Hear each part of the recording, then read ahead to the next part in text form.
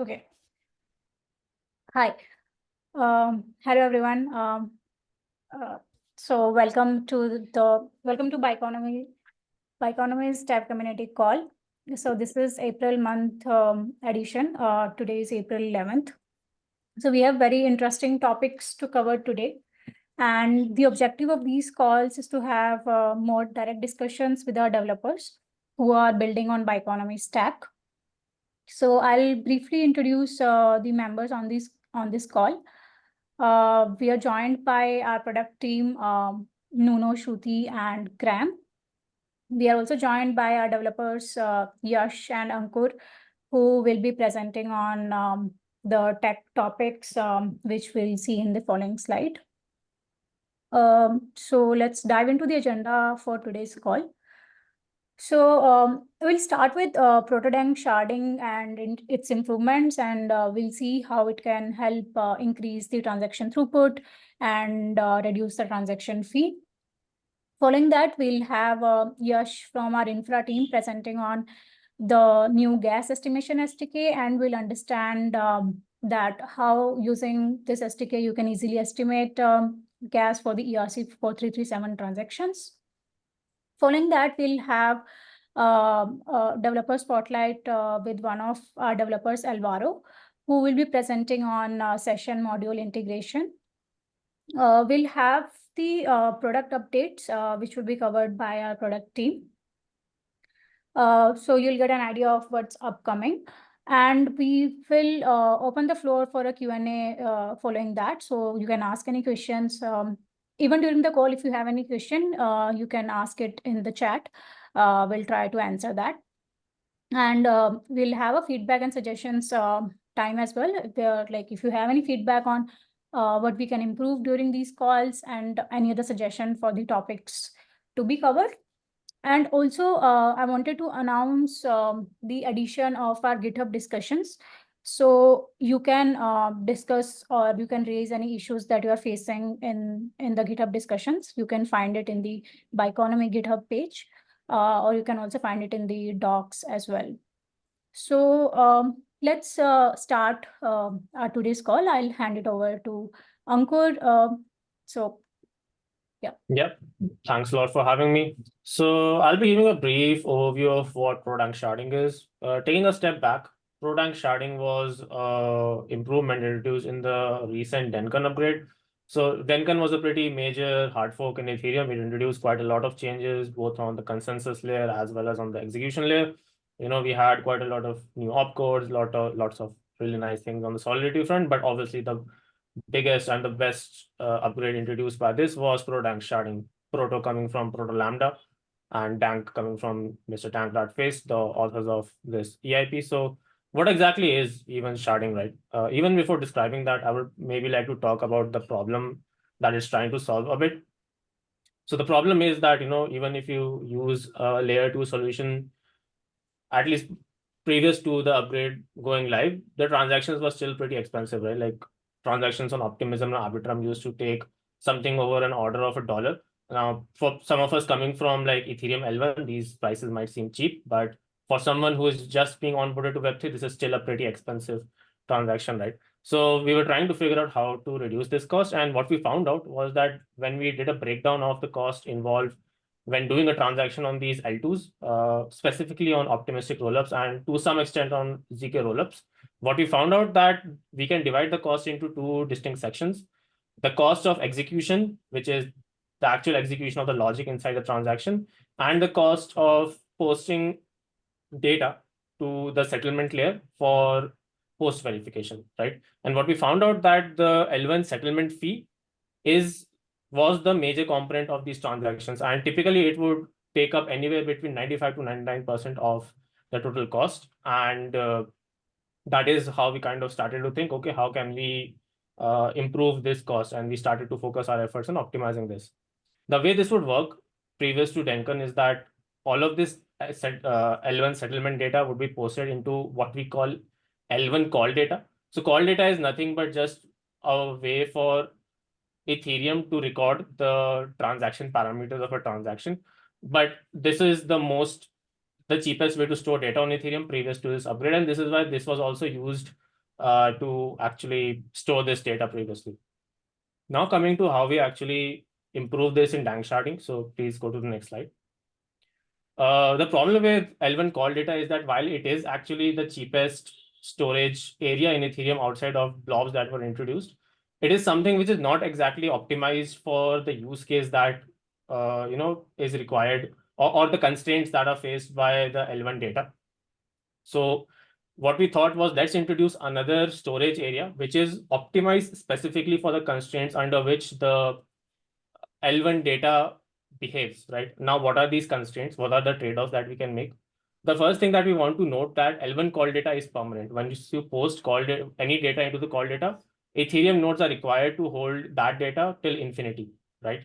This is not actually a requirement for the L1 data that is being posted, the data being posted on L1. And this is because the way this data is used is that it's only required to be available for a short time, typically 7 days for optimistic rollups, and it's only used for producing fraud proofs, or if somebody has to dispute the state, right? So one thing which we can do is we can try to make this data layer ephemeral, or not ephemeral but essentially temporary, where nodes are not required to hold it. And also we should kind of look into the fact that not all nodes need to hold the complete data, right? It can essentially be distributed amongst those nodes. And this is what sharding refers to in this case. So this is essentially what Dank sharding did. It introduced a new data storage layer called blobs. And this is not exactly data storage, more of a data availability layer, as we can, probably categorize it. And it essentially made this trade-off where blobs are essentially temporal. They're not supposed to be held indefinitely. And not all data needs to be held by all these nodes. By making these trade-offs, blobs are able to provide a much cheaper way for rollups to store their L1 data or post their L1 data to L1, significantly reducing the execution fee. Yeah, this is how it works on a high level. Next slide, please.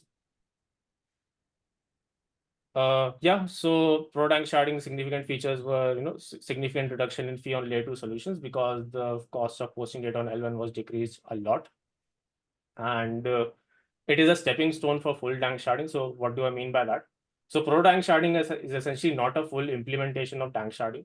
And the reason for this is that full Dank sharding requires 2 separate protocols to be fully implemented, what is essentially called data availability sampling, and also TA self-healing, which is very complicated to implement. So what Ethereum developers said was, let's implement this in a phase-wise manner. And this is what the surge section of Vitalik's rollup-centric roadmap refers to.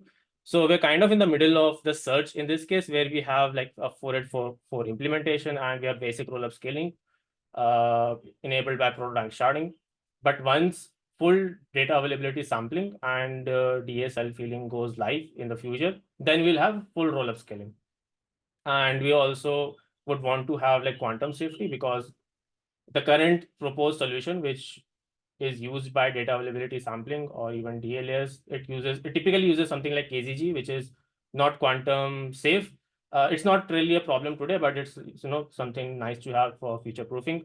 So yeah, this is how kind of Protodank sharding and Dank sharding will play out in the future. And as we go forward in steps, it will increase the ability for Ethereum to process more transactions, thereby increasing throughput, increasing TPS, and also further reducing costs. Yeah, this is a super high level overview. And lastly, I would maybe just like to look at some numbers. Next slide, please. Yeah, this is the transaction fees have changed on rollups post Protodank sharding. So this is taken from a Dune Analytics dashboard, and this research was conducted by Binance. And we can see that once we've seen that the blob space has kind of settled down in terms of demand, and we have found like a price discovery for the roll-up gas fee market. We can see that on most chains, there's a decrease of at least 50%. And on a lot of chains, this can go as high as 83 to 90% decrease in overall transaction cost. So yeah, this is a pretty good step. Obviously, this is subject to supply demand, and this will change as the demand for blob space increases and decreases. But things are looking very optimistic, if I were to put it that way. And this will further improve as we have full Dank sharding implemented. Yeah, that's it. Thank you, Ankur. This is really helpful. So Yash, Yeah. on to the Hi guys, I'm Yash. I work on the bundler at Bioeconomy. So I'm going to talk about like 4337 gas estimation. It's something that I've probably spent 6 to 8 months of my time. And basically, I'm going to boil down like what is the problem around gas estimation, how are we solving, and like for whom we are solving. Next slide, please. So basically, 4337 gas estimations are considered to be the most complex part in the entire creation of the user operation process. It mainly lies, that's because like it's the reason for this is twofold. One, the type of gas to be estimated is now for two different flows. There's a validation flow and there's an execution flow. And the entry point is not powerful enough to expose functions to directly give you those gas estimates. So you need to have clever methods to capture those metered gas and like getting those gas limits in place, making sure they follow all the EVM rules like 6364 rule, so on and so forth. And so no transaction ever runs out of like it's low on gas. Secondly, another component of this gas estimation is the unaccounted gas that the bundler has to adjust in one of the fields of the user op so that it's able to get enough refund and nobody is at loss. The bundle is not overcharging the account or the paymaster and itself is making like slight or like profit. It's not gaining too much profit. And the difficulty around is that just because of the complex nature of how L2s and L3s calculate a transaction roll-up cost and how they settle it on the L1 and L2 aspect of things. So these two main factors contribute like to the tough estimation of gas estimations. Himanshu, can you go to the next slide? A third a third factor in like why gas estimation has been a problem for a lot of people is because account abstraction in general has involvement of a lot of actors. Like there's an account, factory, paymaster, and then there's an entire process of us creating the user of, then estimating, signing, and submitting the user of, which eventually lands on the chain. So this like causes a lot of network calls, like which increases the latency of the entire process and which defeats the purpose of a good user experience. So many DApps who want like fast user operations being created and executed, it becomes pretty tough for them to get into account abstraction because there's massive hurdle of latency. So what we guys did was like we wrote an SDK, which basically follows the pattern of how the current node operators like Geth and all estimate gas, like in their general EVM environment. And we modified the entry point contract a bit to make sure that we are able to capture these values in the right sense and present them like in a simplified method. So this basically can be used by other bundlers who don't have to basically reinvent the wheel for the gas estimation part. So you can use this SDK to calculate the call gas limit, verification gas limit, and the pre-verification gas. And also like dApps that are using the Bioeconomy bundler, they can get hold of this SDK and use this SDK in their application so that they don't run into latency issues. So now I'm going to share my screen to present you like the SDK itself. Can you guys see my screen? Yep. Cool. So it's a very lightweight SDK. It follows like the general pattern that every, I think, Web3 SDK is following the VM pattern of creating clients for your estimators. So for any general network that you have, be it Polygon, BSC, and so on and so forth, you can use the general create gas estimator method and pass in whichever RPC URL. You don't need to pass anything else. And then it exposes the methods such as the estimate user operation gas, which is basically the only method you need. It's supposed to return the three gas limits, call gas limit, verification gas limit, and pre-verification gas that can be used throughout the application. But also, because how the rollups are structured, you need a different way to calculate unaccounted cost. In the pre-verification gas, we have separated out calculating these gas limits in their own methods. So every rollup that we ever add For example, Optimism has a different way of calculating the unaccounted cost, Arbitrum, Mantle, Scroll, whatever. So those methods have been abstracted in a different way.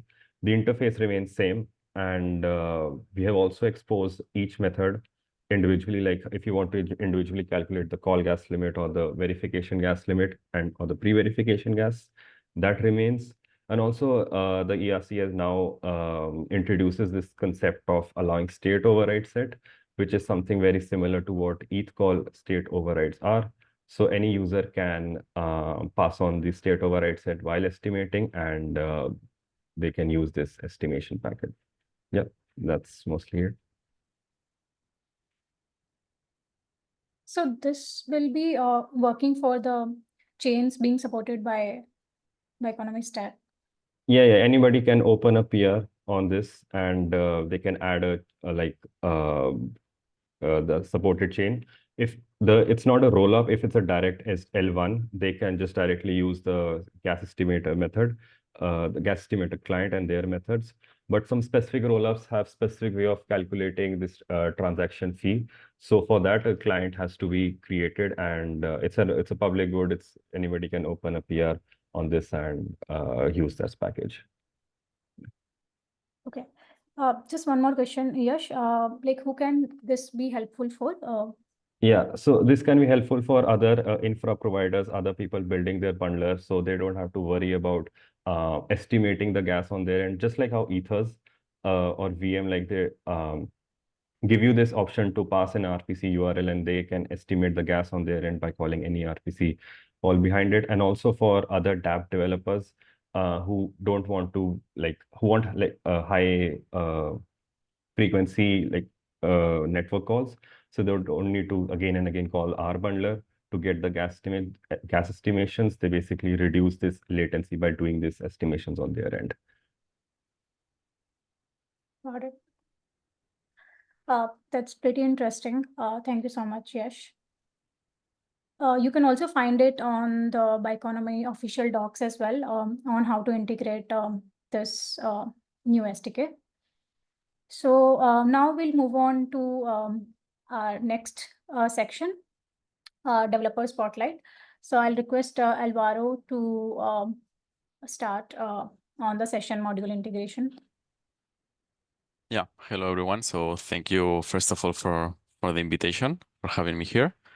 So yeah, I'm Alvaro. I'm the CTO and co-founder of Dexodus. And let me share my screen. 1 second.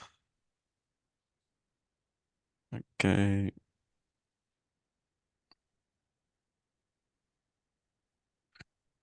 Let me see.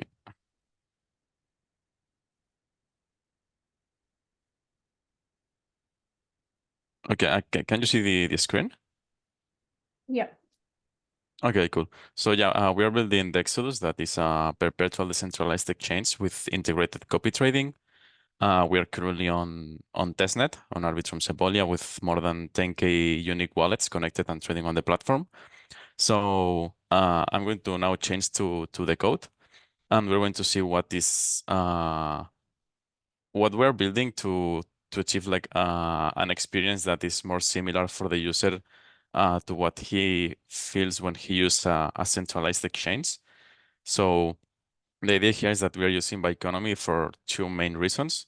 First of all, we want to sponsor the gas fees of our users, so they don't have to have Ethereum in their wallet to trade on our platform.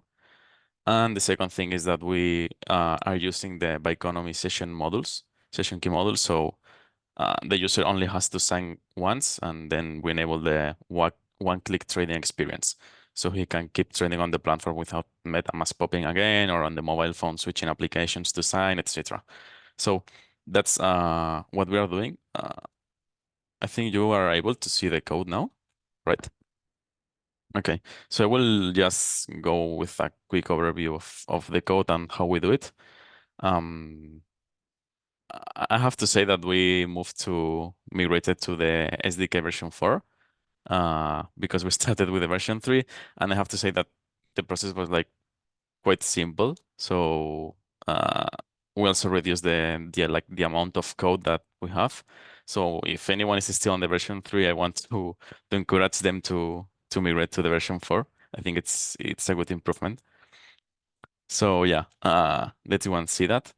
This is a component that basically at the end it's just going to render a button where the user can open a new position, and perform a trade. So let's go to the top. I won't go like full detail, only like the most important things. So first of all, just calling here a hook, use a smart account that will retrieve the Byconomy smart account address and the smart account, sorry, the smart account itself. Okay. And then we have this use effect that it's going to execute on the first render and also every time that the Byconomy smart account changes. So the idea here is that we'll be calling check session, and check session will be a method that what it's going to do is try to recover the session for the connected smart account. So what we are doing is, first of all, with the smart account that we got, we check if the module is enabled. Which module? Then session key manager module. If it's not enabled, just the session signature is null. We don't have any session, and we will see later how we create them. But if it's enabled, then what we do is that we try to recover the session. Right now, we're trying to recover that from the local storage. This is something that we will change in a future probably. But while we are on testnet right now, it's like this. Just check on the local storage of the browser if we have a session. And again, if there is not a session that is valid on the local storage, just the session signal will be null, and we will create it later. But if we manage to find the private key of the session on the local storage, then just with this private key, we create an account, and with a wallet client that will be linked to that account. And this wallet client is what we store on this state, and is what we will be using to sign our transactions. Okay. So after trying to load the session, just we have the logic of how we handle the open position when the user interacts. So here, just what this method is going to do is, let's take as an example that the user is the first time that he interacts with the protocol. So multiple things here, like first of all, he has to approve the USDC, so the smart contract can transfer it. Then he has to send the transactions to actually perform the open position, and then he will need to create the session with which probably will need two additional transactions, one for enable the module and another one to actually create the session. So it would be like 4 transactions the first time. So we can see here like first transaction, if we don't have enough allowance, yes, we create the approve. We generate the transaction data for the approve, and on the transactions array, we push that first transaction. Then the increase position. Again, we just build the transaction data for the increase position, and again, push the transaction into the transactions array. After that, just we have a conditional to see if we have or we don't have a session. In this scenario that we don't have a session, just we will need to create the transactions that we need to send in order to enable and create that session. And I will go into a little more detail of that method. But again, it will be like the same idea. We have here the transactions and just push them into the transactions array. So at this point here, we have everything, all the transactions to approve, perform the open for the trading, and create the session. And with all that, just send that to a method that is going to handle the logic to send that to the smart accounts and the transactions and do it in a gasless way. as we said, we're sponsoring the gas of the users. So in this case, because we don't have still a session, it's only gasless. But we have another method that is going to handle this when it's going to be gasless, but also signless. So in this case, if we have a session, we're not doing anything extra, just sending the transactions. So let's see here. This is the method that is going to handle how we create the session for the user. So again, here this, oh yeah, this is just the address of our smart contract that is going to handle the validation of the session. So I think this is pretty interesting because we could do something like just, for example, that this session is valid for opening a position, but maybe not to withdraw funds from for the smart account. So this is pretty cool. This is just the address of our custom validation module.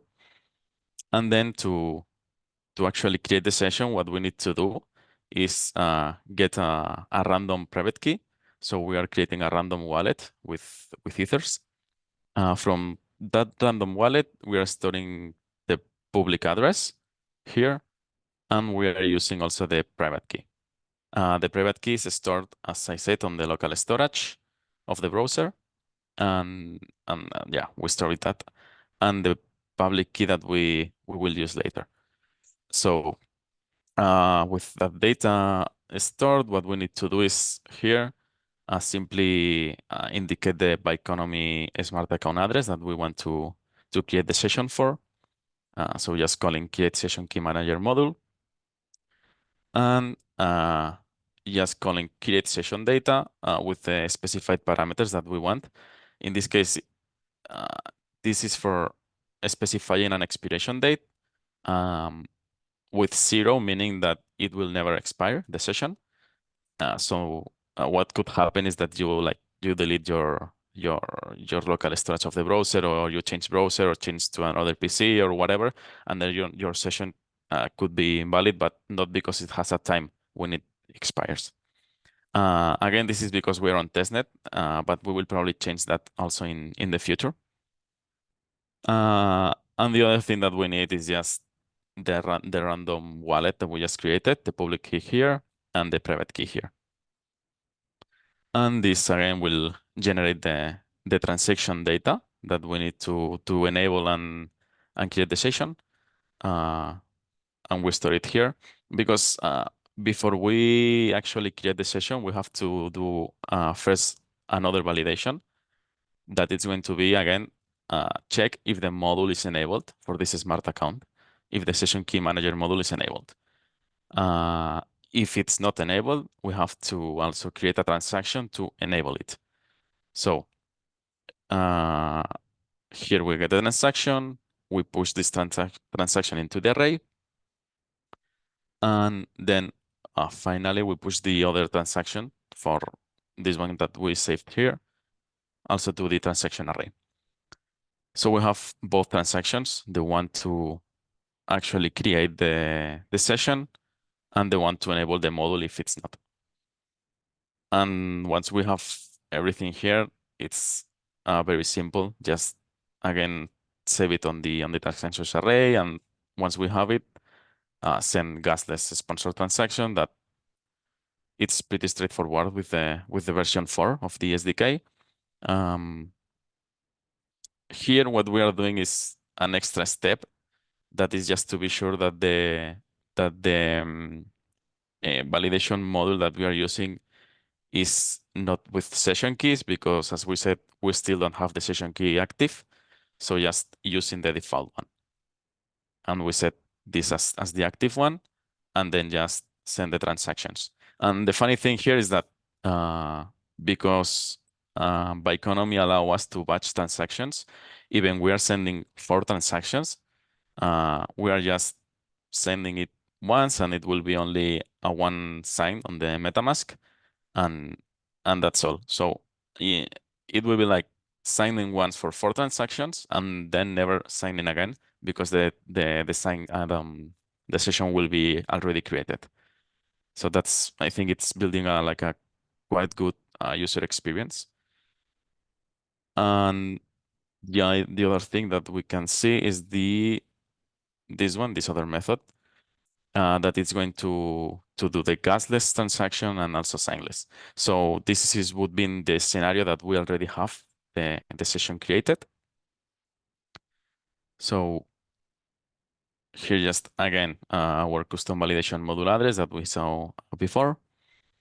And we have to, first of all, again, activate which module we want to use. In this case, as we have a session, we want to activate the session key manager module instead of the default one.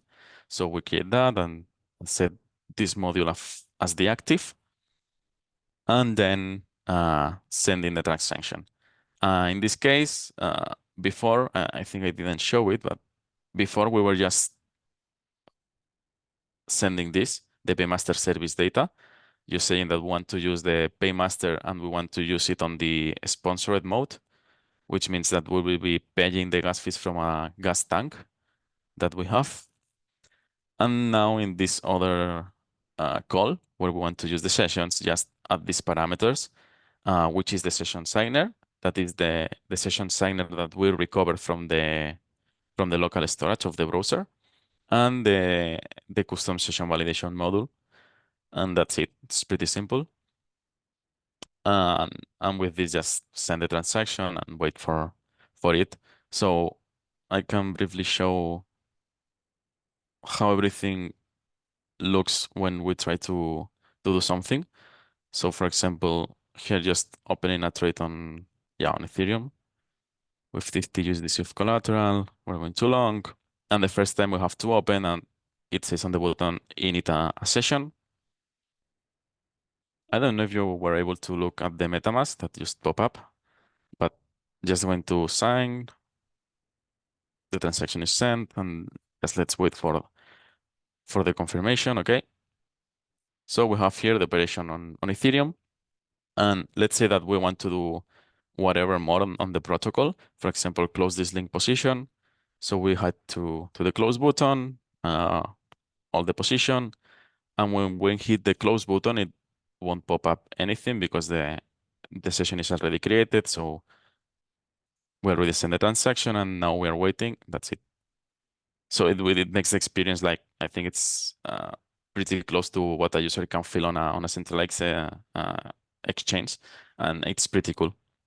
So I don't have if you have any question or some feedback or whatever, just feel free to ask. This is pretty amazing to see it in action and working smoothly. Yeah, we have loved it, to be honest. Great. I see Nuno has a question. I do. Hi, Alvaro. Hello. One quick question. I know that you're planning to actually allow your users to copy trade. So when one of these users copy trades someone who is actually trading for them in real life, will they make the authorization as well, like before this entire thing happens, and all of these will happen in the background for them, or are you thinking about this user flow?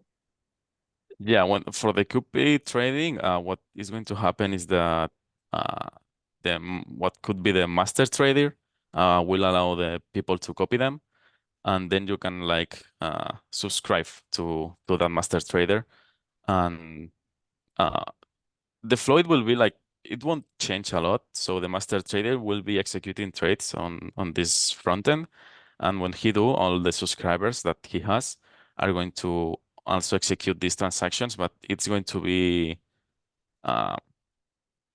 kind of like a batch of the transactions that we have. So all of them like happen at the same time. So we avoid also having like price slippage and these things. So basically, you will not require them to be there to sign any transactions because they will be. Okay, no, not at all. you. They just like subscribe to that trader and they start copying everything that he does. Awesome.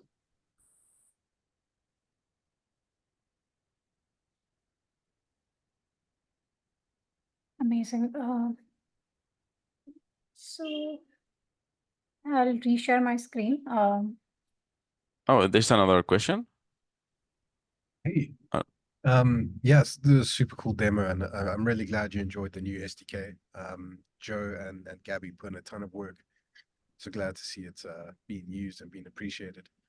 I want to ask about the modules. So, like currently using the session keys, I assume for our permissions validator using, could you elaborate on the permissions or the validation modules that you're using?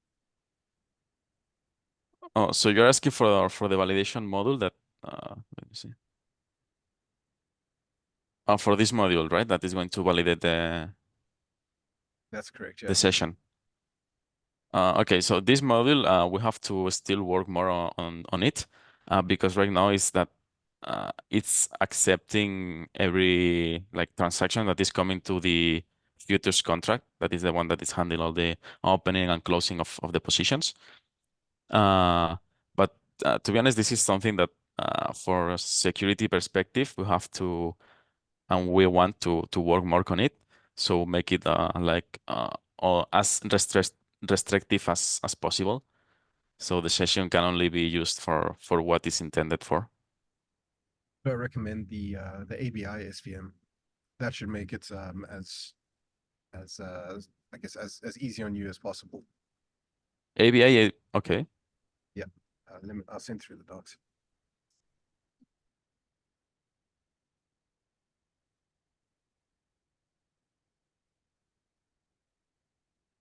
Perfect. We will take a look. Also, a quick one, which chain or which chains are you live on? Currently only on Arbitrum Sepolia. We will be launching on Arbitrum, but we will also go multi-chain. So we are still on talking with other chains and with Chainlink because we're using Chainlink data streams. So we need that service to be available on the chains that we want to launch. But we're looking for probably Avalanche, Optimism.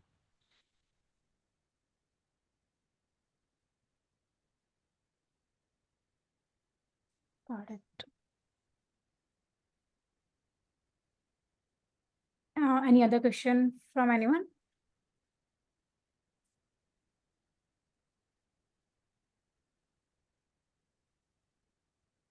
Cool. Once again, thank you so much, Alvaro. This was amazing. It was a pleasure. Thank you. All righty. So we'll move on to the next section with the new product updates. So I will let Graham talk about it. Cool. Thank you very much, Himanshu. So just a brief update. We'll be speaking a lot more about this in the coming months, but just a sneak peek. So essentially, we are working on a new smart account according to the 7579 standard. So the background here is that with the Biconomy Smart Account V2, it's modular, which is great, but it's not interoperable in the sense that the interface for modules is something that Biconomy designed ourselves. What this has meant is that in the market, you've got various smart accounts, but each one with its own interface for modules, leading to this like fragmented ecosystem. And the issue is that a lot of our developers' time and basically every other smart account developer's time is spent on trying to get some kind of parity with respect to modules. So like ZeroDev will have a passkey module, Biconomy will have a smart key module, and so on and so forth. And what the standard basically says is that, hey, for module interfaces, we should all have the same interface. So if ZeroDev develops a passkey module, then Biconomy Smart Account users can also leverage that module. That's just going to lead to a real accelerated pace of innovation and experimentation, because we're not going to be all just trying to keep up with respect to like having the same amount of modules on offer. The 7579 interface is also designed in a way that's very minimal. There's not a lot of overhead with respect to code, and it's really designed for like maximum amount of flexibility. So we're hoping it's going to have a wide degree of adoption because of that. And yeah, that's our new smart account. It's going to be modular, but also very much interoperable. Now, the standard is being developed by Biconomy, OKX, ZeroDev, Rhinestone, and then EtherSpot has recently announced that they're adapting it. The other big news is that the Safe is working with Rhinestone on a 7579 adapter. So essentially, Gnosis Safes will be able to leverage modules in this ecosystem. It's still very, very new. I don't actually think there are any smart account V3 or smart account 7579 compatible smart accounts out in the market that have been fully audited. But that's essentially what we're working on at the moment.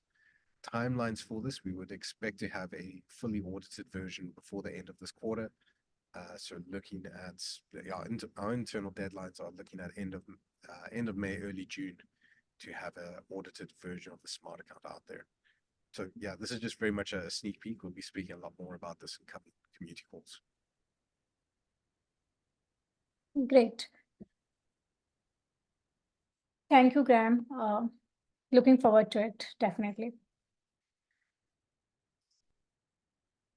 Okay. So if anyone has any question, we can discuss. Yeah. And we'll be uploading this on the same YouTube link. So apologies for that. Like, we couldn't have it live, but we're planning to upload it there. So if anyone has any question, we can discuss. Or if anyone has any suggestion for any upcoming calls, or for any topics for our upcoming calls, please feel free to pass it on. So I will just give a few seconds, and then we can move on to the last slide.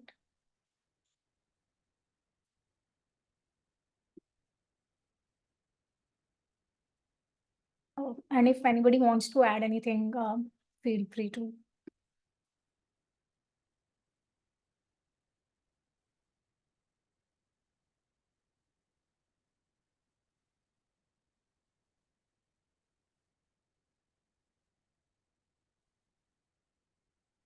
All right. So we'll have a next call in May, and we'll be sharing the link for this call as well for those who couldn't join. Once again, thank you all for being here. I think it was a great session. We covered very interesting topics, and looking forward to have more such calls in future. Thank you, everyone. Have a great day. Thank you. Have a good day. Thank you.